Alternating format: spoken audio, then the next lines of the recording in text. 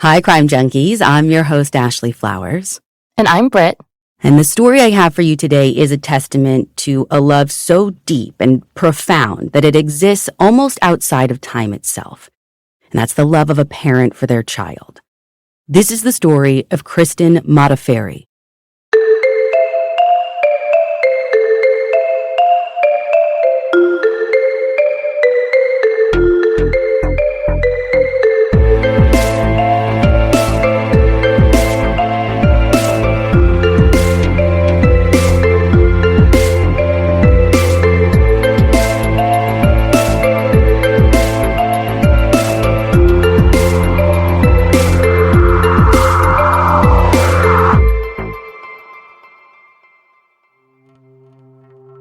Your college years are supposed to be a time of exploration, a time to push the boundaries a little, hopefully safely, a time to find yourself, especially back in the 90s when without tech, your world could feel really small until you got to leave home for the first time. And in 1997, nothing, and I mean nothing, was going to stop Kristen Modafferi from doing just that. She just finished her freshman year at North Carolina State University, where she's one of 25 people in her class on a full ride as a Park Scholar. So girl's a smart cookie, like skipped a grade and scored a 1570 out of 1600 on the SATs kind of smart. And she's also brave and bold and adventurous, one of those people who wants to experience as much of life as she possibly can. So when it's time for her to plan her summer, it's no surprise that she's dreaming really big. She wanted to push herself even farther outside of her bubble. College had been a good first step, but NC State is still just a few hours from home, and besides, her big sister Allison is a student there too. So she wanted something for herself. She wanted to spend the summer clear across the country in the Bay Area. The plan was for her to get a job, take photography courses at UC Berkeley, and she would explore the Bay Area in her free time. But when she pitched this idea to her parents, her mom, Debbie, was a little freaked out. I mean, after all, she'd be going on her own. But eventually, Kristen and her dad, Bob, were able to get Debbie on board. So on June 1st, 1997, her 18th birthday, she kissed her parents and her three sisters goodbye, boarded a plane, and headed west for her big San Francisco summer. When she got there, she rented a room with 4 male housemates across the bay in Oakland, and she picked up a couple of part-time jobs almost as soon as she got there. She had one which was this weekday gig at a coffee shop called Spinelli's, and a weekend one at the San Francisco Museum of Modern Art. And since classes weren't going to start until June 24th, she had managed to get a whole lot of exploring in during those first 3 weeks. And the whole time, she's calling home frequently, telling her family all about everything that she's been up to, everything she's seen and done. So it's a little unusual when June 24th passes without a call. I mean, big day, right? School starting. Normally that's the kind of thing she would want to update them on. But still, it's easy enough to write off, classes just started, no big deal. Maybe she's adjusting to her new schedule. And eventually her dad, Bob, figures he's just going to call her. I mean, the phone works 2 ways after all. So he dials the landline number for the house that she's staying in. But when no one answers, Bob is forced to leave a message.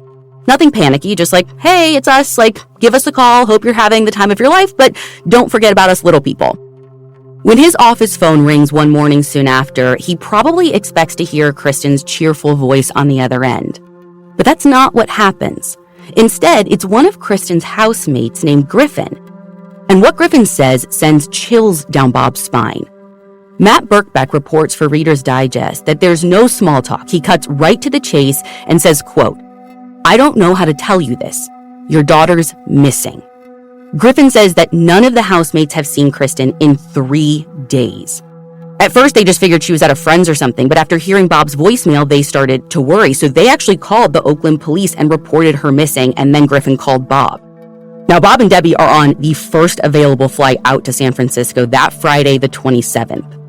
And when they land, they don't even drop their stuff off at a hotel. They just go straight to the Oakland Police Department to figure out what has happened so far and what they can do to help find their daughter. But the urgency that they feel isn't shared in the slightest by the desk officer, who just kind of shrugs, points out the time, a little after 4, and says that they're going to have to come back Monday because the investigators assigned to Kristen's missing persons file are already gone for the weekend. But, even that, they shouldn't really worry because... Okay, here's the thing. Missing kids aren't really a 9 to 5 job. Isn't that strange?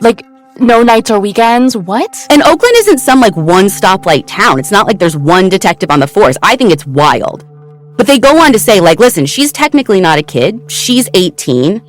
She's out here for her big adventure. We see this all the time. She probably left on her own, either to run away, maybe just out having too much fun. But she'll turn up. And this practically knocks the wind out of Bob and Debbie, who know that can't be true. For one, she has no reason to run away. She's been living the dream and loving every minute of it. But more than that, she wouldn't put her family through something like this. Not Bob and Debbie, not her sisters, not if she could help it. So without any help over the weekend hours, they spend the next few days doing the only thing they can think to do and are capable of doing on their own. They hit the streets to try and find anyone who might have seen or interacted with their daughter. And knowing that that's not going to be enough, they also hire a PI, this retired FBI agent named Graham Desvernine. Now, nothing comes of their weekend searches. So come Monday morning, they head straight back to Oakland PD, where this time they're able to convince the lead investigator, this guy named Officer Patrick Mahaney, that whatever this is, it is definitely not a runaway situation. And as soon as he rules out that theory in his own mind, he and Sergeant Bradley, the other investigator assigned to the case, hit the ground running. They interview her housemates, obviously, who tell them what they'd already told Bob and Debbie by that point, that they haven't seen Kristen since she left for work on the 23rd. And since that would have been a weekday, they knew she was headed to her job at the coffee shop, Spinelli's. So police go there to talk to her coworkers, and they say yes, she did show up for work on the 23rd. She was there for her whole shift, everything seemed fine, and she left when the shift ended at 3 p.m. But luckily, something she said or really asked for during her shift gave police their next breadcrumb. Because apparently her coworkers said that day she'd been asking around for directions to a park on the shoreline called Land's End. And this Land's End connection only gets stronger when investigators bring out scent dogs to try and trace Kristen's scent from Spinelli's, since they know for sure that she was there. And the dogs go right from the coffee shop to this bus stop, the very stop that you would go to catch a bus to Land's End. So they head out toward Land's End, and the dogs pick up Kristen's scent right back up where Officer Mahaney takes them out to the beach nearby. And they follow it past the ruins of this giant bathhouse from the 1890s, then on to the Cliff House, which sits on, you guessed it, a giant oceanside cliff. But Officer Mahaney's stomach drops when the dogs lose the scent near the Cliff House, right at what reporting in the Charlotte Observer calls a, quote, rocky vista overlooking the Pacific Ocean. And this is concerning to him because he knows that the beauty of this place can be deceiving. In that same article, he used the word treacherous to describe it, saying that, quote, people fall off into the ocean every year. Was Kristen a strong swimmer? I think so, but this isn't the kind of situation where you can really swim your way out of. What happens is that a rogue wave will come out of nowhere and just literally sweep you away, sometimes to be found on shore later, sometimes never to be found. In describing this, it doesn't feel like this is in the middle of nowhere, right? Wouldn't someone have seen something like that happen in the middle of the afternoon? So yeah, that's the thing. They should have, because you're right, this area is super popular with tourists. But if that's what happened, no one seems to have seen a thing, because there aren't any reports of anyone falling in over the last couple of days. And as hard as they try, they can't find any witnesses who even saw Kristen there, much less saw her fall in. So if there aren't even witnesses to her sightseeing, isn't it still possible she fell in without someone seeing? It's possible, but it feels a little bit like a stretch, because I guess in my mind, I'm thinking a solo person just kind of walking around sightseeing, that wouldn't draw attention. I don't think it necessarily precludes her having been there. Mm-hmm. So I don't think anyone not seeing her is mind-blowing. But if someone would have fallen in, that would have drawn attention, I think. So I think it's just more proof that didn't happen. Okay, but then why does her scent stop there? No one knows. Maybe she followed the exact same path back down the cliff to the bus station and went somewhere else. I don't know if that's how it works or what, Mm-hmm. or if they have an explanation, but all they can do is keep looking and keep talking to the few people who knew Kristen. And the list out there was short since she'd just gotten there less than a month ago. But police are desperate for a lead. Was there anyone she met recently? Anyone she didn't get along with? So they go back to her housemates again, trying to get as much insight as they can into her life in the Bay Area. And while they don't identify anyone who'd want to hurt her, they do say that her open, bubbly personality may have gotten her into trouble. She was assuming the best of everyone to the point that someone could have taken advantage of that. Like, for example, the housemates say that she was known to catch rides with strangers. And when she missed the last train back to Oakland after a concert one night, she, with her glass always half full, was just like, no big deal, I'm just going to catch a few Z's on this bench at the station. And the guy she was with was like, that's like not really an option here. It's a pretty bad idea. So why don't you just like sleep on my brother's couch instead? And so in that instance, she did, even though she really didn't even know that guy. She had just met him that night. And she had gotten home safe and sound the next day, and whoever this guy is, he's ruled out as a suspect. But it left investigators wondering how many other similar encounters Kristen had had. And how on earth were they going to find those people? The best answer to everyone felt like just getting her face out there. Have as many people as possible know that she's missing and see who comes forward. So for the next 2 weeks, Bob and Debbie practically move in at Kinko's, where they print out missing person flyers right and left. And they even tap local media to get her picture out on TV as well. But those 2 weeks passed without any real breaks in the case, and Debbie and Bob are faced with this awful reality. They're going to have to leave California without their daughter. I mean, they've got 3 other kids to worry about. Allison, who's 20, but also a 15-year-old, a 7-year-old. And the impression I get is that Allison has kind of been holding down the fort while they've been gone. So like they have to make this unbearable trade-off between being on one coast looking for their daughter or being at home across the country for their other 3 kids. Bob tells Erin Lee Martin with the Charlotte Observer, quote, "If we felt like we were closing in on finding her, we certainly wouldn't have come home." And Debbie adds, "We just didn't know what else we could do." So they make the difficult decision to leave. But just 2 days after they did, Oakland PD gets a tip that actually might be the key to finding Kristen. A local news station had gotten an anonymous call about Kristen, which they immediately passed along to the Oakland PD. The man on the other end of the line said that she was killed by 2 women who dumped her body under a wooden bridge in Marin County, which is like an hour or 2 north of San Francisco. I have all the questions. Does he say why she was killed, where this bridge was, who these women were, how he knows any of this? All of the above, actually. So he claims that the 3 women, so Kristen and these other 2, were caught up in some sort of love triangle, or maybe like Kristen rebuffed their advances, but the gist being that someone rejected someone and Kristen was killed as a result. And then, as far as where, he says that the bridge is near Point Reyes, but that's as specific as he gets. Or as specific as has been reported, because that's what I found from Burbeck's reporting in Reader's Digest. But he does get specific on names, just not his name, but he gives the full names of these other 2 women. And when Officer Mahaney tracks these 2 women down, to say that they're flabbergasted would be an understatement. Because they're like, we've never even met Kristen, and we definitely didn't do anything to hurt her. So it doesn't take long for him to kind of suss out that this tip is starting to feel a bit bogus. Which, if I had to put my money on it, he probably might have suspected all along. But that's not to say that he dismissed this whole bridge in Marin County thing altogether. I mean, again, he at least went and talked to these women. He's got to be thinking like, okay, maybe there's some truth to this, even if it's not the full truth, you know? Like, why would someone point the finger at these 2 women at all? So while he's talking to them, he's like, okay, listen, look, someone wants to cause problems for you. Any idea who that might be? Do you have enemies? Anyone with a grudge? Basically, whose list are you on? Exactly.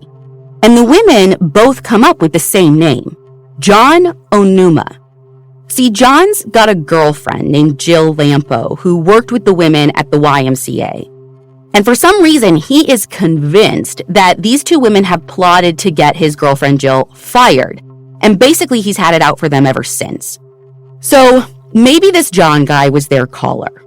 And that's the first thing they ask him when they go straight to confront him about this. And at first, he denies any involvement with Kristen, with even the anonymous call. But eventually, he fesses up that, yeah, he did make the call out of spite. But he doesn't know Kristen or anything. He knew about her disappearance and basically just decided to f with these women. But he adds, even though he doesn't know anything, he might be able to help them solve Kristen's case. I bet he can. Go on. Well, I wish I could, except for there is no reporting on what he means by that. What? Yeah, it's really strange. Like, both the Charlotte Observer and the San Francisco Examiner reference him saying this, like, in their reporting. But it's just this, like, offhanded mention, and then they, like, move on. So I don't know. I mean, I assume that investigators, like, looked into it, but maybe they didn't make anything of it. I don't know. I just know that after this, they weren't done with John. Like, it was at least suspicious whether they knew what it meant or not. And I know they weren't done with him because, A, I know they go looking at wooden bridges. I don't know where exactly or when this happened, but Officer Mahaney coordinates with a Marin County deputy to have every last wooden bridge in the county looked at. But the unhelpful fact is, given flooding and animal activity, etc., like, they'd have to be, like, really damn lucky to find any trace of Kristen, even if she was dumped at one of them. And their luck just isn't that good. Nothing has ever been reported as being found in those searches. But the other thing they do at this time is they start digging into John's background to see if he's got any skeletons in his closet. But as sus as John may be, which, by the way, is, like, super sus, it's still early days, and they don't want to get tunnel vision. So even while they're investigating him, kind of on the down low, they're still running down all of the leads that are coming in. And there are more than just a few, mostly about possible sightings of Kristen everywhere, not just, like, in the Bay Area, but from Texas to Canada.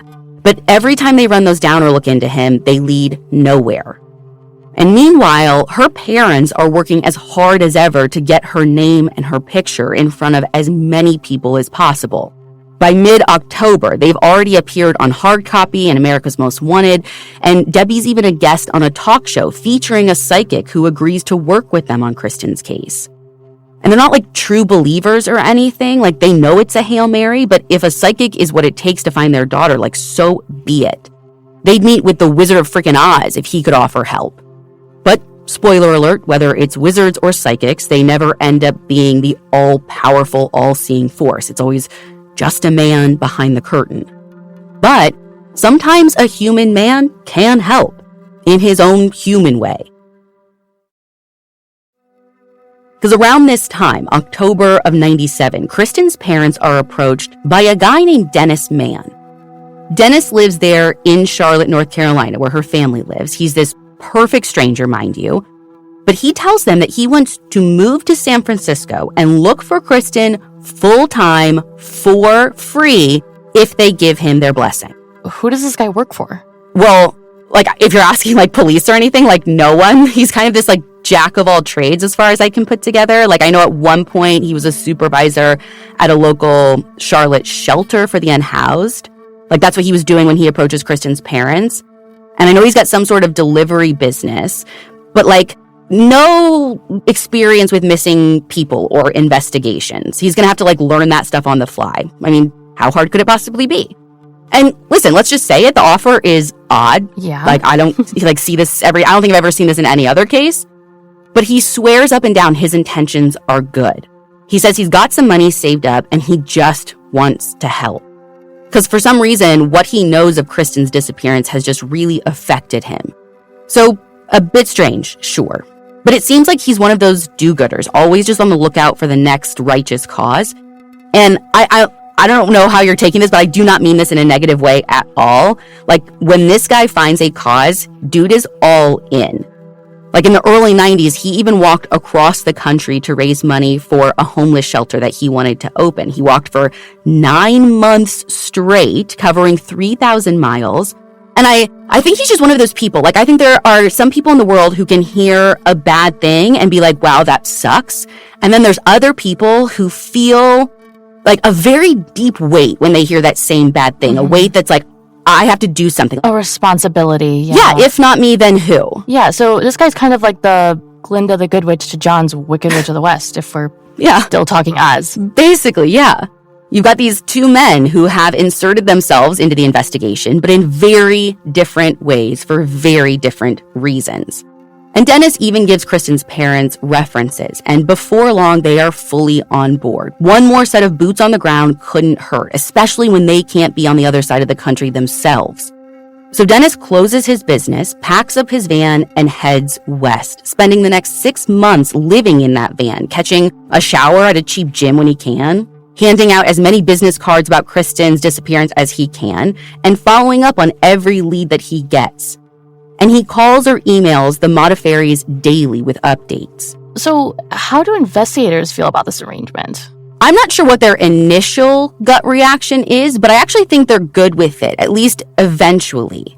Because Debbie says that they even pass along some leads to Dennis for him to look into. And the PI that they had hired sings his praises, telling Diane Suhetka with the Charlotte Observer, quote, "He has a heart as big as all outdoors. He's just different." And Debbie echoes that, saying, "We have talked to other parents of missing children, and they say we are just so lucky to have Dennis." Which, man, the more I do this, the more I realize in like 90% of cases, it's how good are the investigators and how much support does a case have. But even in this case, with a PI, with a Dennis basically out there full time, and Officer Mahaney still running the official investigation, the year draws to a close. And I can't imagine how hard that is for Kristen's family. Like, I know that technically, again, the end of the year is just one day leading into the next like any other. But it's just this reminder that with each passing minute, every day and month and year, they just keep getting further and further away from Kristen. But no one is letting her be forgotten. In January of '98, her fellow Park scholars at NC State come up with a clever idea to keep her name in the spotlight. They hand out 25,000 yellow ribbons before a basketball game that's going to be aired on ESPN. The players can't wear them. It's against NCAA rules, but the coaches can, and so can the fans. So they're thinking, let's get so many yellow ribbons out there that the commentators have to mention them. Maybe they'll even broadcast Kristen's picture. And to be honest, I'm not sure if this worked, but I know that Allison Modafferi addressed the crowd from the court at halftime. So you've got to think that ESPN said something. And while the Modafferi family is as busy as ever in North Carolina, back in the Bay Area, investigators still have John on the brain. And given what they've been uncovering, they've got good reason for that. Like, they find out that he likes to meet women via personal ads in the classifieds.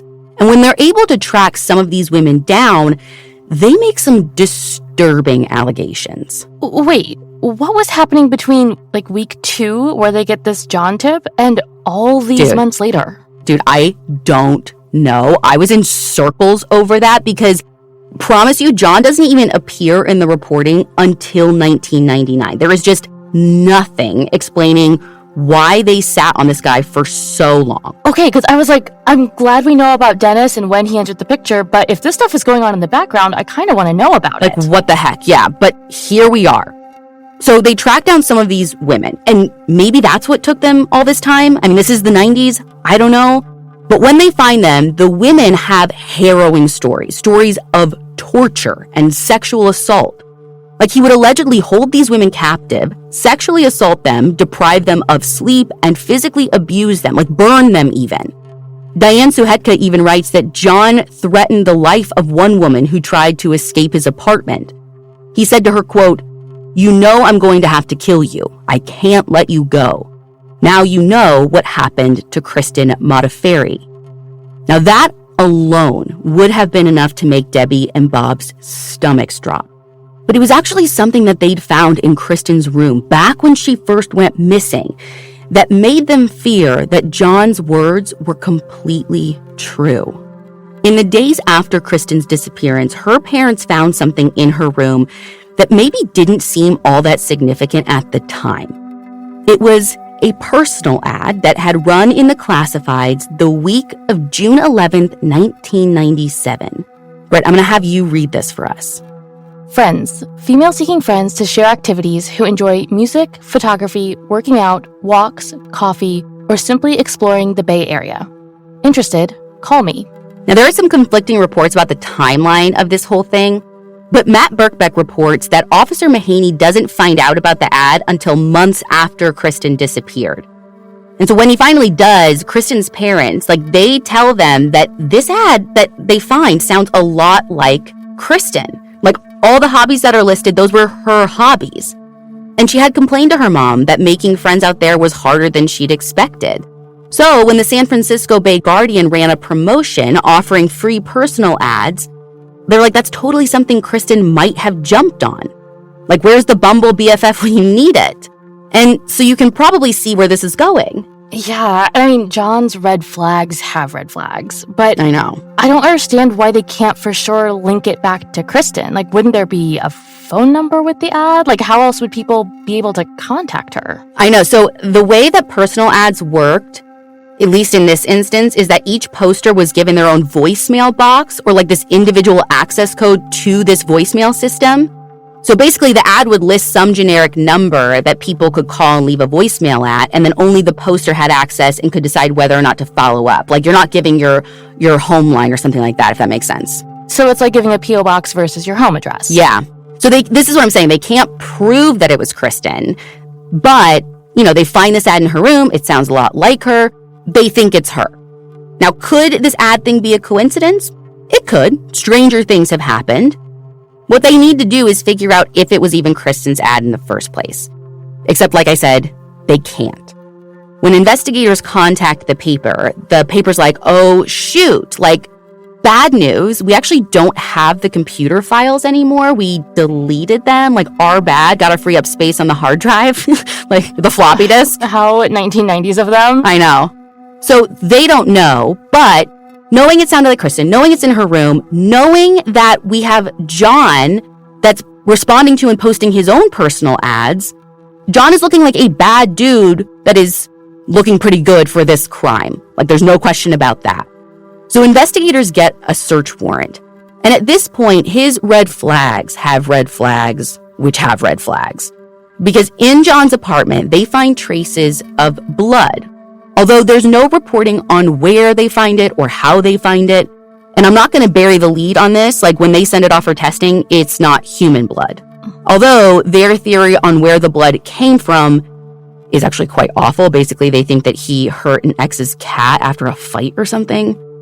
Just when this guy, like, you think he can't get worse? I know. This comes up? Ugh. But it's actually what they find that belongs to Jill that really has me spiraling. According to an episode of Unsolved Mysteries, we're talking like season 7, like the reboots by Dennis Farina here. Got it, not the OG. Not the OG, yeah. Investigators find Jill's diary. But, go figure, some pages are gone, torn out. Do you want to guess when those pages were from? Obviously from when Kristen disappeared. Obviously. And investigators are like, yo, Jill, what the where'd these pages go?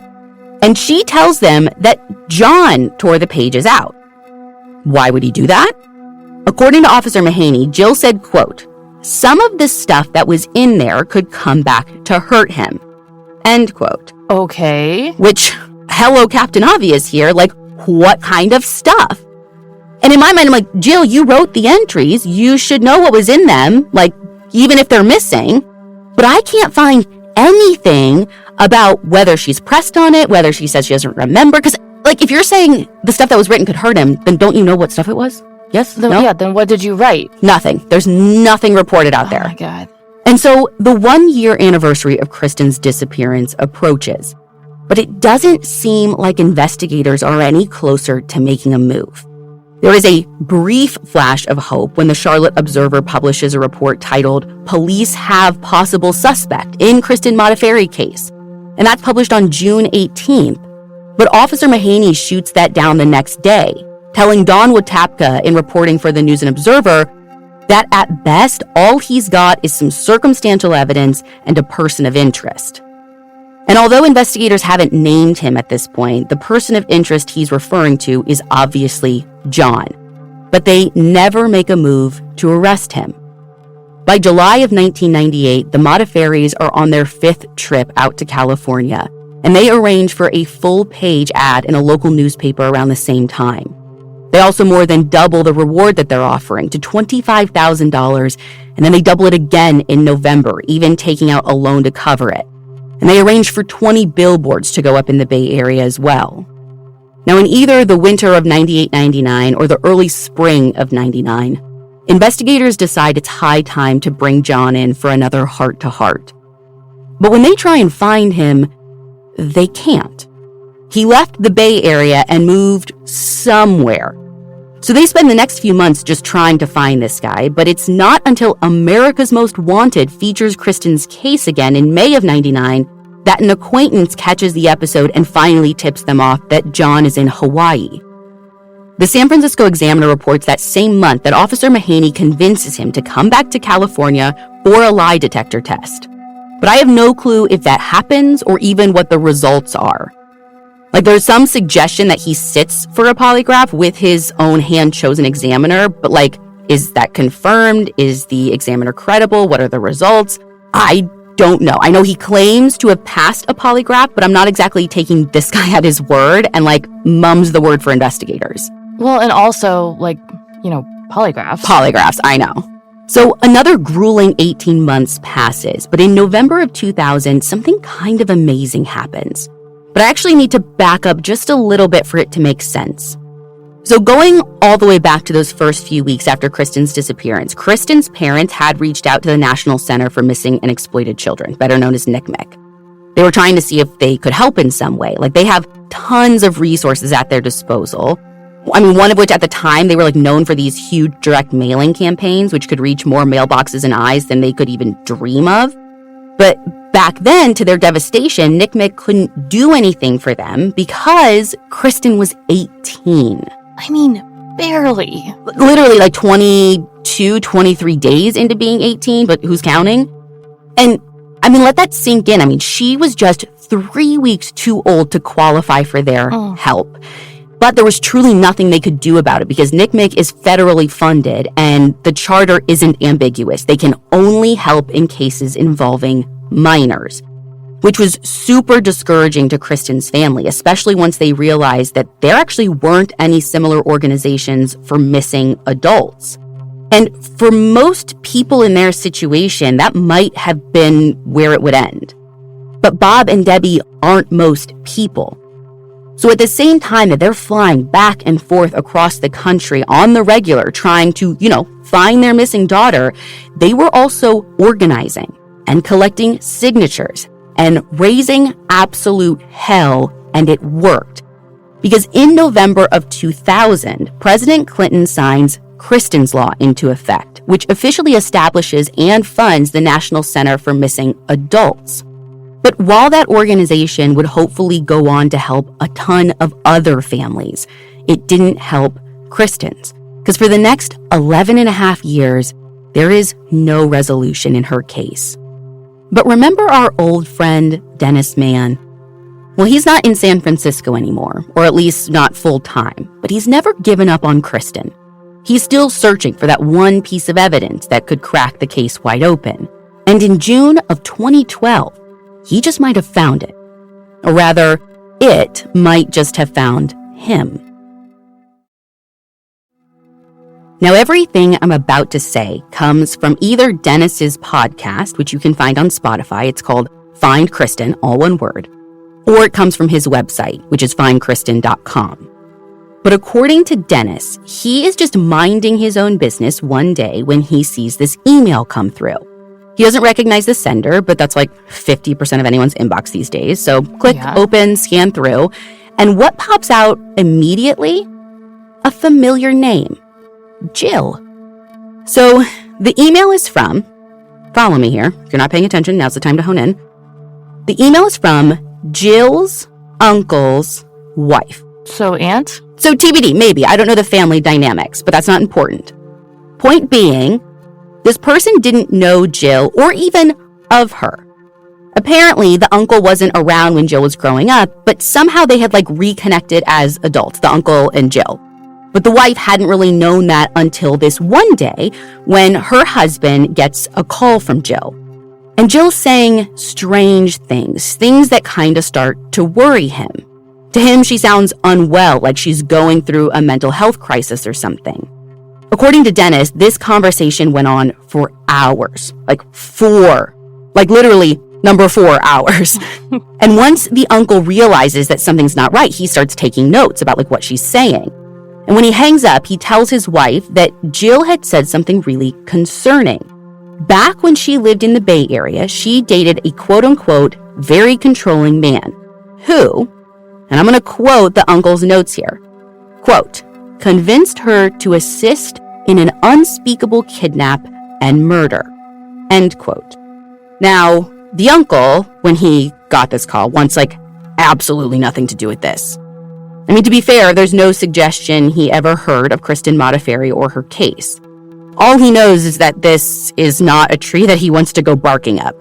He'd like to just tuck those notes into the junk drawer and forget about them altogether. Thank you very much. But, like I said, the wife's never heard of this niece, so she's like, I have questions. He might not want to know more, but, I do. And yeah, me too. I know. Crime junkie. I see you. Yeah, so this is what's wild. She Googles Jill's name, again, this niece she'd never heard of, only to see that, holy effing hell, Jill very well might be connected to an unsolved disappearance, a likely kidnap and murder in San Francisco involving her abusive POS boyfriend at the time. And you want to know the best part? The wife sends Dennis copies of the notes. Now, we're obviously going to link out to those in the show notes. They are admittedly not the most legible, but we're talking about copies of a copy here. And if you really pull out your monocles or your magnifying glasses, you can see the words there plain as day. But Britt, this is where things get frustrating. I don't know what happens next. What do you mean? Well, I assume Dennis passed the notes along to investigators, but there hasn't been an official statement from investigators about this or any kind of reporting outside of Dennis's own publications on this. So that is worth noting as you're kind of vetting this information for yourself. What do her parents say about it? I'm not sure that they've ever addressed this incident specifically, but I do know for sure that they thought John and Jill were hiding something. I mean, how could you not think that? Right, but that's it. This is where we are. She's never been found and no one's ever been charged. Well, no to both of those, but it's not it. So there were a few more interesting things that happened in the last decade. And I mean brief things that popped up on the radar. So I know Robert Durst somehow gets thrown into the mix as a potential person of interest, but that theory turns out to be every bit as ridiculous as it sounds, so I'm not even going to waste your time. And of course, anytime there's a missing person, you're going to find the name Israel Keys. Because of course there's an Israel Keys cameo. It should always be on your bingo card. Though, to be fair, this one does have a decent reason. So after Keys was arrested, there was a list of NamUs profiles or pictures or something on his computer. So basically missing people, more than 40 of them. And according to what Josh Hallmark says on his podcast, True Crime Bullshit, in a specific episode about Kristen, she was one of the people on that list. Now, if Josh's theory about the list is right, her being on there doesn't necessarily mean that Keys was connected. Some people on the list are, some aren't. He thinks that sometimes Keys would look up cases similar to the ones he actually did, or maybe he was just infatuated with missing persons cases. Either way, Kristen has never been linked to Keys officially more than just that. But then there's this other rabbit hole that I found pretty interesting. In June of 2015, Dennis introduces Kristen's parents to a PI that he knows with a cadaver dog. And they asked the current owner of the house Kristen was living at if perhaps Buster, this puppy, could have just a little sniffer or two. And the owner agrees, and Buster actually alerts in the basement for human decomposition, which could be a major holy moment. But the PI, retired Detective Paul Dosty, cautions against jumping to conclusions. According to reporting by Dedrick Russell, he says, quote, "We don't know if that's Kristen. There are other explanations." He goes on to list cremation, ashes, indigenous burial sites as possibilities. Now, I know the Oakland PD does at least bring in ground-penetrating radar, but that reveals nothing other than some very hard-to-shovel soil and clay. And then this is where things get a little complicated. Okay, so in 2017 comes this guy named Dr. Arpad Vass. And I don't know if you remember him from a zillion years ago, our Brandy Hall episode. I do, because that name brings a lot back. Because it was wild. It was wild. So, same thing going on here. Dr. Vass developed this specific tech that is supposed to detect what ABC 7 News refers to as, quote, human decomposition chemicals. And as we talked about in that episode, and we're going to link out to it in the show notes, it is worth a revisit. This device what it says is like basically it can detect samples with ties to specific DNA profiles. So where a sniffer dog is like just decomp, I think this thing is saying like, oh, specific decomp. And whether this thing is a revolutionary advancements in forensic or pure snake oil science is still very TBD. Right. But using this device, Dr. Vass says he finds human DNA in the places where the dogs detected decomp. They think it's from blood that matches DNA samples from Kristen's parents. Wait, what blood? Yeah, that's the question. What blood? Oakland PD didn't see any blood when they were there doing their GPR or digging. But according to reporting by Bill Moffat for SF Gate, Dr. Vass says his technology can detect, quote, a chemical signature indicating human blood. So basically the police are like, listen, we're happy to hear you out. Send us the samples, and we're going to need some details on your process so we can verify your results. Like, we just need to, take more than your word for it. Vet our sources, yeah. Yeah, except Dr. Vass isn't giving up his secrets. He says he has to protect his proprietary technology. So an Oakland PD spokeswoman says in a 2018 email, quote, at this time, the information we need from Dr. Vass to collect samples for his human decomposition testing has not been forwarded to the department, end quote. Dr. Vass and Dosty claim that this is total BS, that they absolutely have the technology. They say it's not even that complicated or advanced, but the Oakland PD sticks to their guns, and no one is budging. So those test results never get confirmed by anyone but Dr. Vass himself. And listen, I don't want to dive too deep into this theory, but I am going to give a few details because at this point, this is when a divide develops. So you have Officer Mahaney and Dennis who think one thing. You have Dosty and Dr. Vass who think another. And then you have the FBI. And then I'll get to them in a second. Basically, the PI and Dr. Vass think that maybe Kristen did make it back to Oakland that day in 1997. Which in theory could potentially implicate the 4 men that she was living with. Those 4 men have no connection to John or Jill, and the investigators never really consider them serious persons of interest. Has there ever been any follow-up on those guys, though? Where are they now? Have they gotten into any trouble? Honestly, I'm not sure. I know Officer Mahaney felt like they were super cooperative and forthright during the initial investigation. And Dennis has spoken to 3 of 4, and he felt like mostly kind of the same way. And he also points something out that feels important in the context of the housemates. It's not like Kristen joined this group of 4 longtime besties when she moved out to that house in Oakland. They were all just renting rooms that happened to be in the same house. That was their entire connection to one another.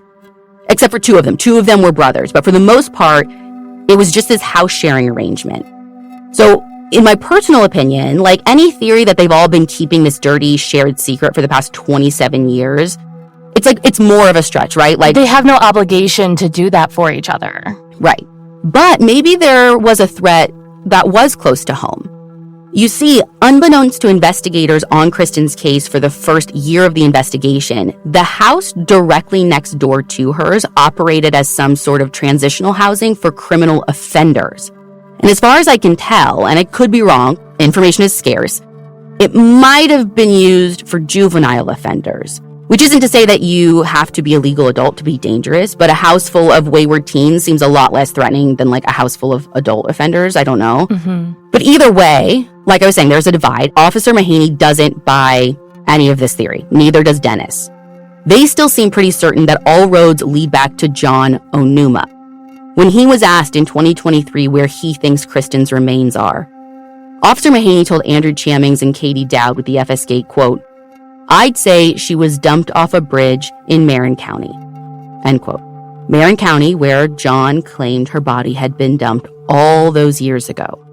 But interestingly, a 2017 ABC7 article states that the FBI has cleared John and Jill as persons of interest, and they have closed their case on Kristen. The reporter for that article, Katie Udis, actually reached out to John for her piece. And he admitted to calling the initial tip-in way back when, but says that he regrets it. He told her, quote, I put the attention on me when I shouldn't have, and I screwed up. I took the focus off of the investigation, end quote. But And I feel like this is an important but.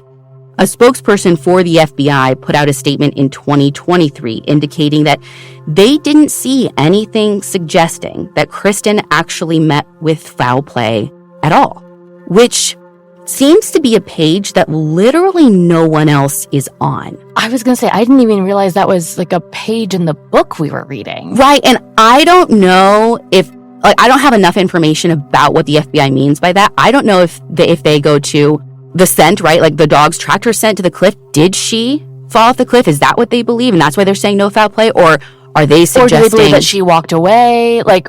They don't say any of that. They just say that there's no foul play at all. So not only did they write off persons of interest, they're like, there's no persons of interest. There's no reason for a person of interest. Yeah. And again, don't get it twisted. Like FBI saying that, but I don't think that's what local police are saying. What does her family think? Well, I don't know if they subscribe to any one theory.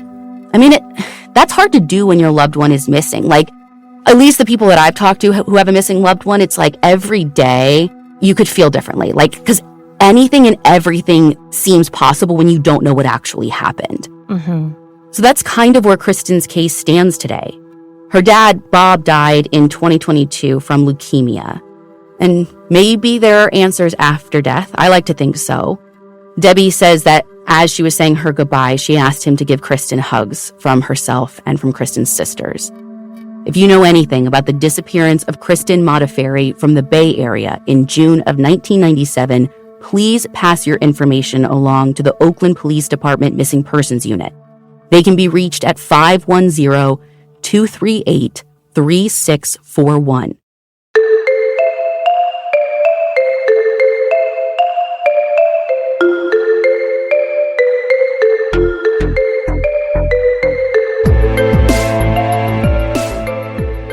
You can find all the source material for this episode on our website, crimejunkiepodcast.com. And you can follow us on Instagram at Crime Junkie Podcast. We're going to be back next week with a brand new episode, but if you want to stick around for a couple of minutes, we've got some good news for you.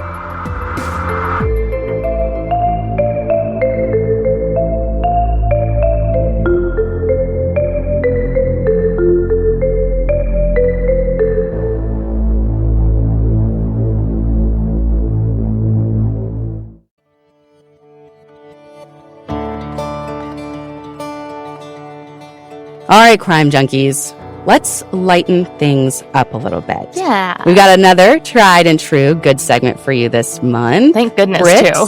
I know. I could use a little good this month. Yeah, and like always, this story is amazing, but the timing within it is it's really something.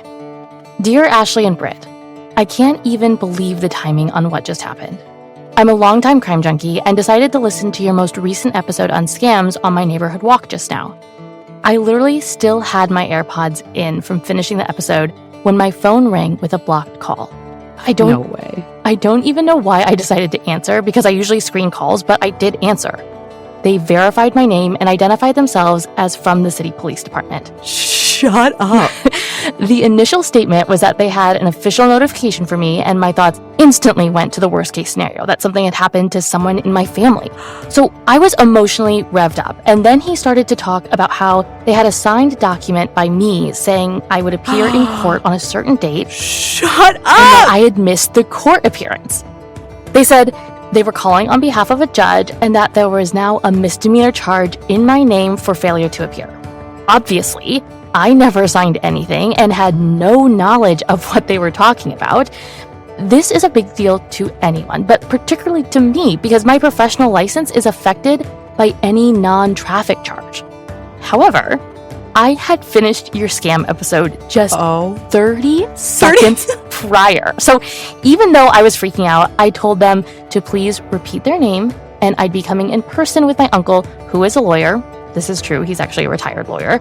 He went on about how I didn't need a lawyer, but X and Y were happening, but I maintained that I would come in person. And then he said that if I would not follow the instructions on the phone, he needed me to verbally repeat some statement with my information saying I wouldn't proceed.